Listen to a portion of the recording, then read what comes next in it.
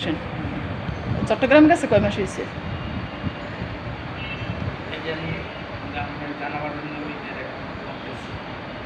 তো দেখেন তো আপনার এখানে কোন ফেরিতে এসেছিল, লস্কর হিসেবে কোন জায়গায় দায়িত্ব ছিল?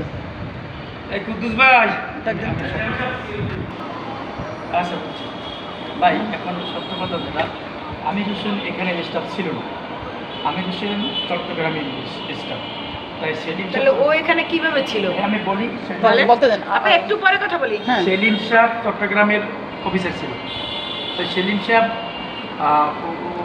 অধীনে ছিল আমির হোসেন, সেলিম সাহেবের অধীনে ছিল চট্টগ্রাম। কারণ সেলিম সাহেব যখন এখানে আইসে বরিশালে, তখন সেলিম সাহেব হয়তো ওর মৌখিক নির্দেশনায় এখানে তাকে সে তার আন্ডারে কাজ করেছে, কিন্তু অফিসিয়ালি ভাবে সে বরিশালের অধীনে ছিল না, কোনোদিনই বরিশালের দিনই ছিল না।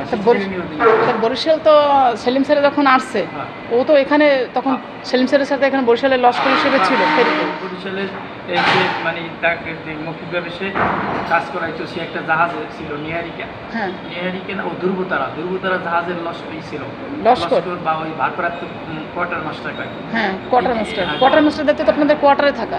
না না, সেটাকে কোয়ার্টার মাস্টার বলতে ফুল মাস্টার না, জাহাজের মাস্টার। কোয়ার্টার মাস্টার বলতে ফুল মাস্টার না, মাস্টারের অর্ধেক এরকম হিসাব বোঝায়।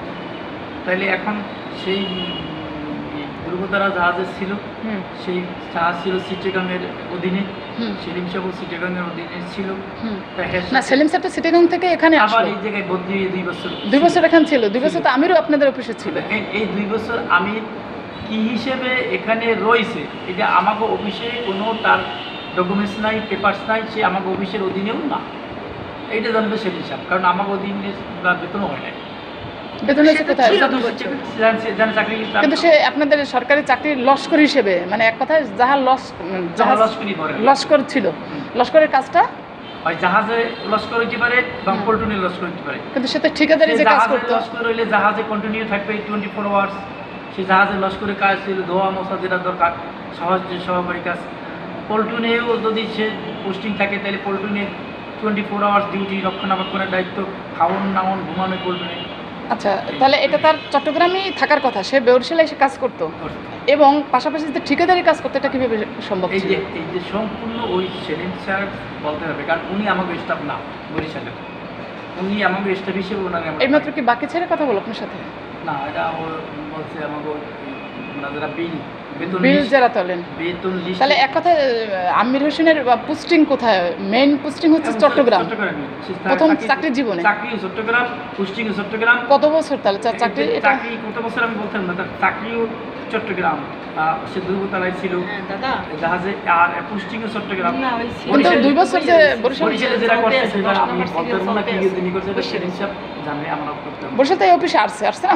আসছে, কিন্তু আমাকে বরিশালের অফিসের সে কোনো নিয়ন্ত্রণাধীন ছিল না। কিন্তু এমনিতে সেলিম স্যার এসে কিন্তু আমাকে সে কর্মচারী ছিল না, কিন্তু বরিশালে কোনো কাজ করতো, এমনিতেই কাজ করতো, তাহলে যে ঠিকাদারি কাজ এটা স্যারে কীভাবে আনতে তারে কাজ করাইতো, এটা স্যারে ভালো জানে, সেলিম স্যার। কিন্তু আমাকেও অফিসের সে সেলিম স্যার এখানে কি পদে ছিল? কে বলছে? সিপিএস, মানে জয়েন্ট ডাইরেক্টর। জয়েন্ট ডাক্তার এখন চট্টগ্রামে কি জয়েন্ট? মানে কার কাছে বলছে? এটাই না? তাহলে এটা হলো আসল যে ঘটনা, এটা হলো মেইন তথ্য যেটা বুঝতে পারছি। তাহলে একজন সরকারি চাকরিজীবী লস্কর বা সারেং, সে তো পল্টন ছেড়ে কোথাও যেতে পারে না ঠিকাদারি কাজের জন্য। সে আমাদের কাছে যে তথ্য আছে যে বরিশাল বিভাগের বরগুনা থেকে শুরু করে আপনাদের পল্টন এবং জাহাজের যত কাজ আছে সম্পূর্ণটা আমির হোসেন করতো। পল্টন অফিসের পড়াইতে পারে, যে কোনো একজন স্টাফ দ্বারা করায় বা করাইতে পারে, কিন্তু উনি আমারও কর্মচারী ছিল না বরিশালে, উনি ছিল চিটাগাঙে, এবং চিটাগাঙে চাকরি করতো সেলিম স্যারের। মানে সব কিছু তার বিলটিল ওখান থেকেই হয়, ওখান দিয়ে হইতে সব বুঝছেন জিনিসটা। এখন বিবাহের বিষয়ে মনে করেন এগুলো সব জানবে এরা, যে বিয়ের 8টা বা 10টা শাখা আছে, ঢাকা সদরঘাট, নারায়ণগঞ্জ, চাঁদপুর, খুলনা, চিটাগাং, বরিশাল, আরিচা, চিলমারি, সিরাজগঞ্জ, এই 8টা শাখা আছে। বিভিন্ন জায়গাতে হেড অফিস হইছে মতিঝিল, বিএডব্লিউটি এর প্রধান দপ্তর হইলো মতিঝিল, আমার মন্ত্রী হইলো এই রাজীব আহসান। এই হলো আমাকে মন্ত্রী। কিন্তু আমির হোসেন যে ঠিকাদারি কাজ করে লস্কর হিসেবে, এটা সে কিভাবে করে, কারো দিলে? এই যে তো আমরা করতাম এটা কি করাইছে, যাই করাইছে এরা জানে, কিন্তু আমরা করাই না। আপনাদের এখানে 2 বছর যে ছিল, আমাকে অধীনে ছিল না। আপনাদের অধীনে না, 2 বছর যে ছিল 25 এবং 24, হ্যাঁ 25-24 বলা যেতে পারে। 25-24 তো 2 বছর আমির বরিশালে ছিল, এবং বরিশালে এখানে জাহাজটা কোনটা ছিল? ডেপুটেশনে আসছিল, তাকে কি ডেপুটেশনে আনা হয়েছে এখানে, সেটা জানেন? এখানে ডেপুটেশন আনিতে এখানে বেতনটা তার হইতো বেতন Deputation এটা আর কি আমি আমি বলি। যে একটু আগে কথা কইলাম, ও হইলো প্রত্যেক মাসে আমরা বেতন লিস্ট অ্যাকাউন্টসে পাঠাই, যে কয়জনের নাম পাঠাবো এই কয়জনের বেতন হবে। ওর নাম তো আমরা 2 বছরে একবারও পাঠাইনি, তাইলে ও আমাকে নিয়ন্ত্রণে না, ডেপুটেশনে না, কিছুতে না। সে চিটাগাঙে কর্মচারী, চিটাগাঙে বেতন হয়েছে। এখানে সাত কন্ট্রোলিং অফিসার তারা তাই কাজ করাইতে পারে বা করাইতে পারে, সে কীভাবে করে সেটা সে জানে। এটা সেলিম স্যার জানে, এটা আমরা অবগত না এই বিষয়ে, এটা সম্পূর্ণটা আচ্ছা, সেলিম এখন স্যারের। আপনাদের চেয়ারম্যানের নাম কি? এখন তিনি আছে হলো আরিফ আহমেদ মুস্তফা, টিএলএফ বিলার। ওনার অলরেডি বদলি পেয়ে গেছে, এখনও আছে, 1 সপ্তাহখানে আছে, তারপর আরেকজন নূতন আসবে। দেখ, ওনার নিয়ন্ত্রণে টোটাল বাংলাদেশ, ঠিক আছে।